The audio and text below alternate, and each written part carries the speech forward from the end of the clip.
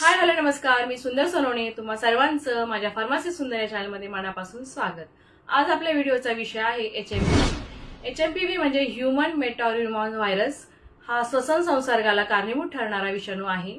तो लहान मुलं, वृद्ध लोक आणि अशक्त प्रतिकारशक्ती असलेल्या व्यक्तींमध्ये गंभीर श्वसन विकार निर्माण करू शकतो. हा विषाणूचा शोध 2001 साली लावला गेला. सर्दीपासून निमोनियापर्यंत लक्षणे यामुळे होऊ शकतात. नेक्स्ट पाहूया एचएमपीव्ही संसर्गाचा परिणाम कोणावर होतो. पहिलं म्हणजे लहान मुलं. पहिल्या 2 वर्षांमध्ये मुलांना यात जास्त धोका असतो. दुसरं म्हणजे वृद्ध व्यक्ती. 60 वर्षावरील व्यक्तीमध्ये गंभीर संसर्ग होण्याची शक्यता अधिक असते. आणि तिसरं म्हणजे कमजोर रोगप्रतिकारक शक्ती असलेल्या व्यक्ती, जसे की कर्करोगाचे किंवा HIV ग्रस्त रुग्ण. नेक्स्ट पॉइंट आहे एचएमपीव्हीची लक्षणे. एचएमपीव्हीची लक्षणे साधारणपणे 3 ते 6 दिवसांमध्ये दिसून येतात.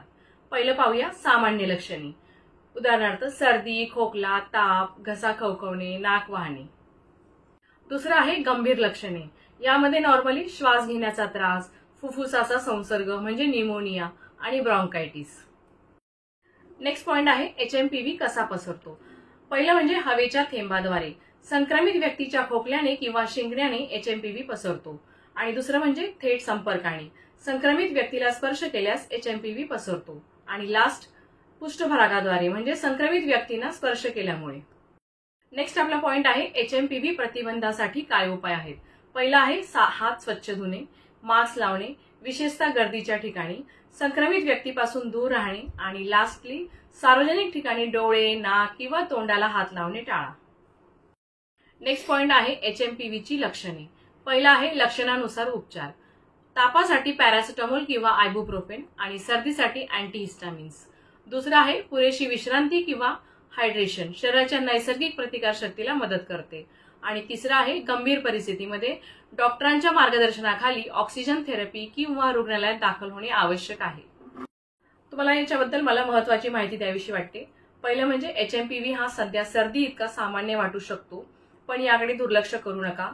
दुसरं म्हणजे स्वच्छता, सावधगिरी आणि वेळेवर उपचार हेच बचावाचे सर्वोत्तम उपाय आहे.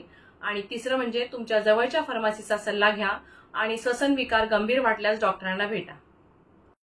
आजचा व्हिडिओ शेवटपर्यंत पाहिल्याबद्दल तुमचे खूप आभार. माझा विश्वास आहे की तुम्हाला एचएमव्हीची उपाय, उपचार आणि लक्षणे याविषयी सखोल माहिती मिळाली असेलच.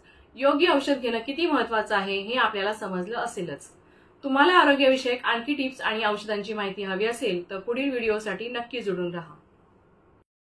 जर अजूनही तुम्ही फार्मसी सुंदर चॅनल सबस्क्राईब केले नसेल तर लगेच करा आणि बेल आयकॉनवर क्लिक करा, म्हणजे नवीन व्हिडिओचं नोटिफिकेशन तुम्हाला मिळेल. तुमचं मत किंवा प्रश्न कमेंट सेक्शनमध्ये नक्की कळवा. मी तुमच्या प्रश्नांना उत्तर द्यायला उत्सुक आहे. तुमच्या आरोग्याची काळजी घ्या, चांगल्या सवयी स्वीकारा आणि पुढच्या व्हिडिओत भेटूया. तोपर्यंत फार्मसी सुंदर तुमच्या आरोग्याच्या सेवेसाठी नेहमीच तयार आहे. धन्यवाद.